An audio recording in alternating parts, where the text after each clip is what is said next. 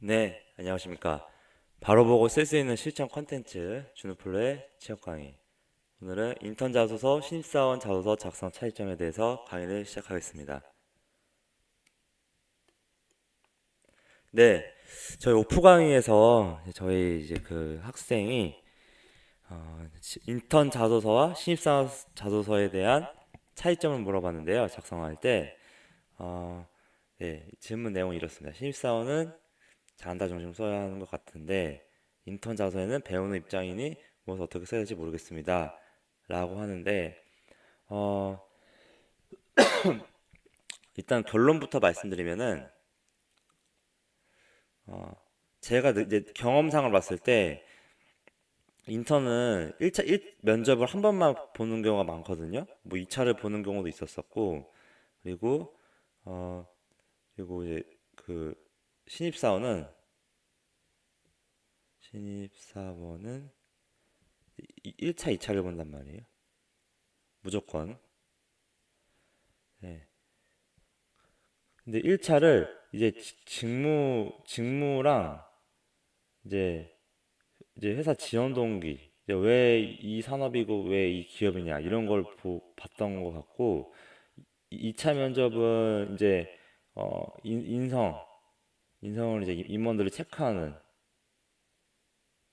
큰 그림 안에서는 이제 임원들이 이런 걸 물어볼 수 있습니다. 그래서 이런 느낌을 많이 받았는데 사실 이제 인턴은 이 직무에 대한 지원 동기보다도 일단 이거를 많이 봤던 것 같아요. 그러니까 면접 한 번을 보는데 그냥 말씀하신 것처럼 뭐 배우는 입장이다 보니까 뭐 잘한다 중심의 직무가 아니었고 그냥 일반적인 인성을 점검하는 수준 점검이랑 뭐 관심도를 많이 봤던 것 같습니다. 예. 그러니까 네가 이 산업에 얼마나 관심이 있고 점검하냐. 그래서 이제 결국에는 여기서 실제 신입사원 뽑을 때는 정말 실제적인 거를 많이 이제 뭐 공채를 뽑는 거기 때문에 봤다라고 하면은 인턴 할 때는 점검하고 감신도를 이렇게 면접 때 지금 저는 면접 얘기하는 겁니다. 예. 점검하고 관심도를 많이 봤는데 어 일단 좀 점검 이거 지금 인성하고 이제 관심도를 산업에 대한 관심도를 많이 봤는데 결국에는 똑같은 거예요. 그러니까 신입사원 자소서 쓰는 것처럼 써도 됩니다. 결국에는 그 안에 어차피 이게 포션이 큰 거예요. 그러니까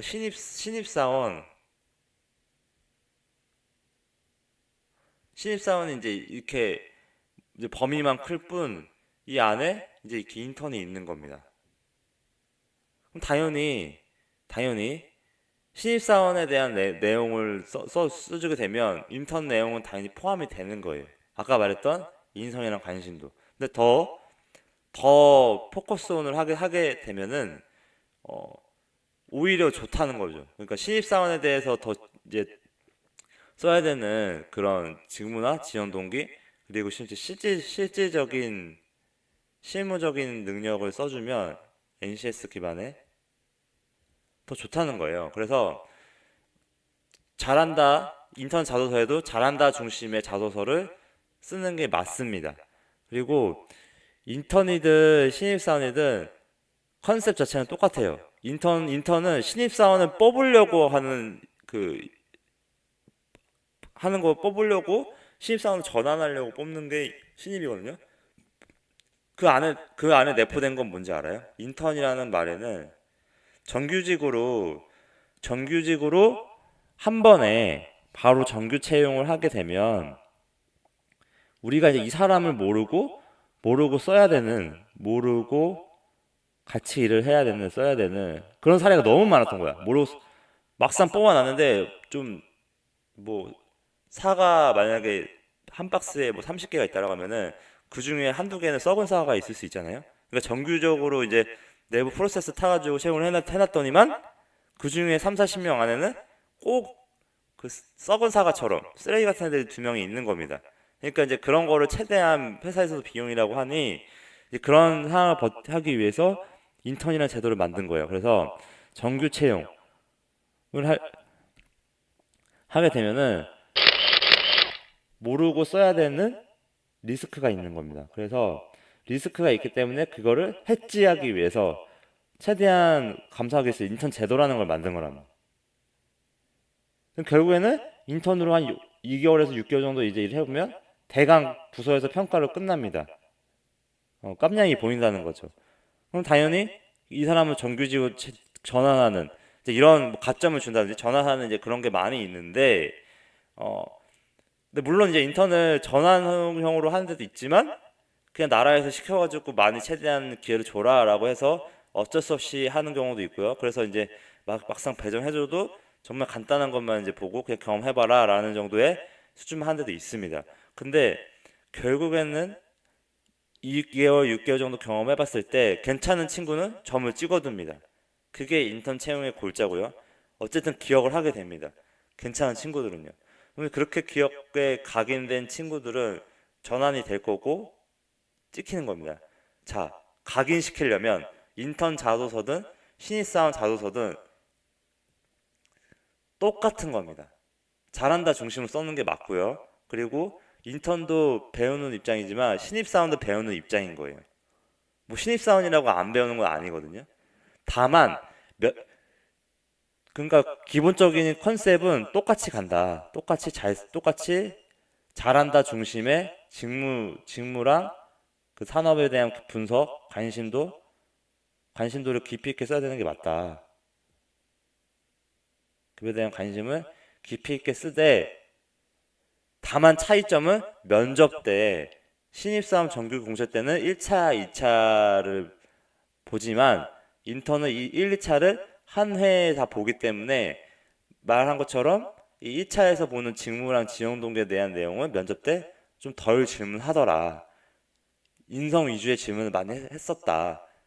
그래도 인성 점검 플러스 산업에 대한 관심도 정도는 그러니까 신입사원 뽑을 때는 자소서 쓸 때 완전 그 왜 지원 동기에 내가 이 산업이고 너네 회사에 돈을 더 벌어줄 수 있다라는 게 정말 디테일하게 들어가야 되는데 꼼꼼하고 정말 실질적인 걸 찝어줘야 되는데 인턴 면접 볼 때도 그게 들어가도 좋아요. 근데 추가로 점검할 때 물어보는 거 정도는 면접 때는 정말 인성에 대한 자소서 내용이 정말 실질적인 내용인지 그걸 확인하는 경우가 많았고요. 그러니까 일반적인 질문이 많았고 그리고 산업에 대한 어느 정도 관심도 네가 진짜로 이 회사에 대해서 제대로는 알고 있어? 이 우리 회사가 뭐 하는 회사인지 알고 있어? 그래서 어떤 걸로 지금 돈 벌고 있는지 알고 있어? 그러니까 어느 정도 관심 있는 정도만 체크했었던 것 같아요. 1차만 봐서. 근데도 신입사원 수준의 자소서를 쓰라는 얘기입니다. 똑같이. 그게 오늘 제가 제공한 솔루션입니다. 어쨌든 더 좋아 보인다는 거예요. 질문거리도 많아지고. 그래서 인턴은 배우는 입장이고 신입사원도 배우는 입장이라는 겁니다. 입장은 똑같습니다. 그리고 둘 다 잘한다 중심으로 써야 되는 게 제가 말씀할 수 있는 솔루션이에요. 면접만 다른 거고 자기소개서는 똑같은 컨셉으로 정성으로 써야 된다라는 겁니다. 알겠나요? 그리고 여러분 강의가 좋으면 좋아요 클릭 그리고 구독도 좀 눌러주세요. 네, 시행착오 doku면 종현장 차이다. 제가 이번 주는 좀 약속이 많았어서 정신이 없었는데 그래서 좀 동영상 제작이 좀 지연돼서 좀 죄송하고요. 1월 1일 1일 동영상 이제 주말 너무 바쁩니다. 아무튼 잘 들어주셔서 감사하고 앞으로 더 좋은 콘텐츠로 양질의 콘텐츠를 제공하도록 하겠습니다. 네, 감사합니다.